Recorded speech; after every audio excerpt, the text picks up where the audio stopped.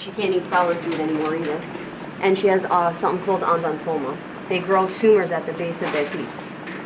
And she's not a candidate for surgery because she has a chronic lung issue. And I shouldn't have a favorite with it.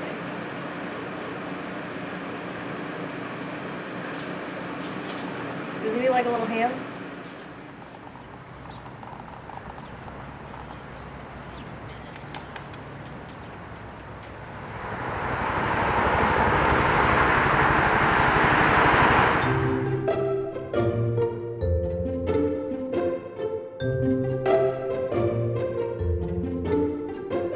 Usually a lot of the rehabbers are on the older side. He wasn't expecting a young female to come walking out, legitly being a licensed rehabber. I mean, you don't have to be in your 90s to be a crazy animal person.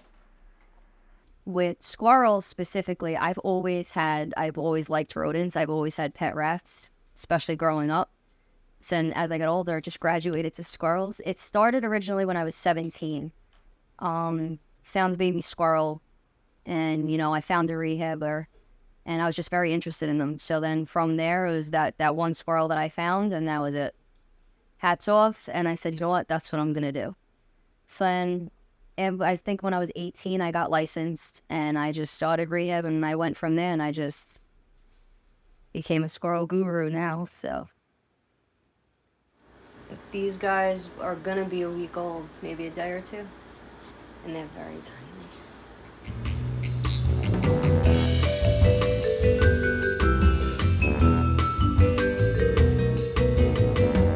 These are my pets here. I couldn't get them adopted out. They're little spaghettis with no bones. This little guy came in extremely tiny. He was so small.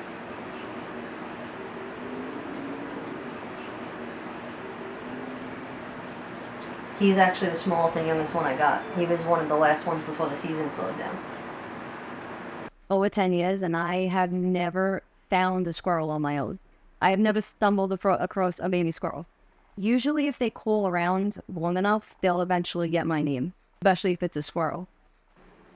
They can smell for up to 6 feet deep and a mile away. They could find their way back also. So if I was to let this one out, and if I was to drive them maybe a mile away, they would find their way back.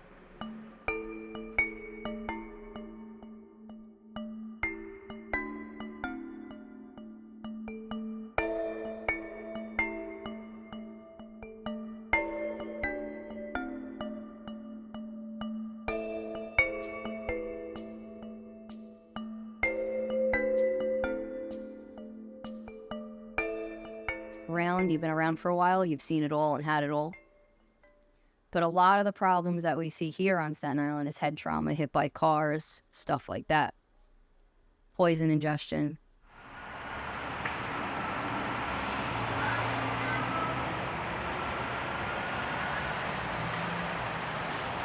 There's actually a decent amount of wildlife we're seeing here. The deer is getting, they're trying to control the population, but it's kind of like trying to unsink a boat with a cup. Whatever wooded lands that we did have, they're cutting more and more of it down. And the more they cut down, the less of a place these animals have to live. So they're going to start moving into our homes because we're taking theirs away. You don't have to like animals, but, at least respect it and understand the fact that if we're taking away where they live, we can't get mad when they come move in.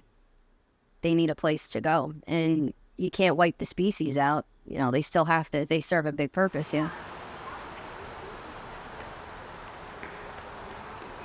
Specifically, squirrel rehabbers all have the same complaint. We wish finders would stop feeding them, just keep them warm and find a rehabber. Can't keep them as pets. They're actually very shitty pets. You don't want to keep them. They get food aggressive, they get aggressive. They only bond to the caregiver. So if you keep one as a pet, it's a 20-year commitment. You're going to be the only person that can get within a foot of that squirrel without getting bit. It's a very, very large commitment. They're illegal to keep as pets on top of it. So the biggest complaint we have is please stop trying to feed them. It's kind of like comparing it to if me and you were at Burger King and I get shot. Instead of calling 911, you shove a burger in my mouth. It's the same comparison. That is exactly what it is. So it's always medical first, and majority of the babies that we get in we're not even going to feed them because they need to be hydrated. They need to, they need to be warmed up because they can't control their body temp. That is the biggest thing with rehabbers nationwide, is finders trying to feed them, shove water down their throat or force it in.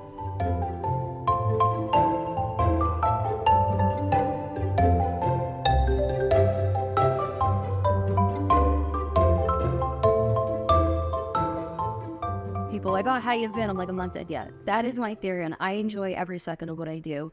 What I envision is hopefully, like I said, to get more understanding, a lot more people involved in understanding animals, not hurting them, wildlife centers.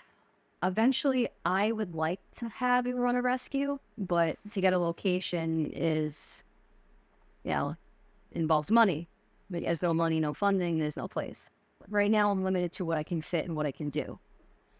If I have a location, I can do a lot more. Try and save a lot more.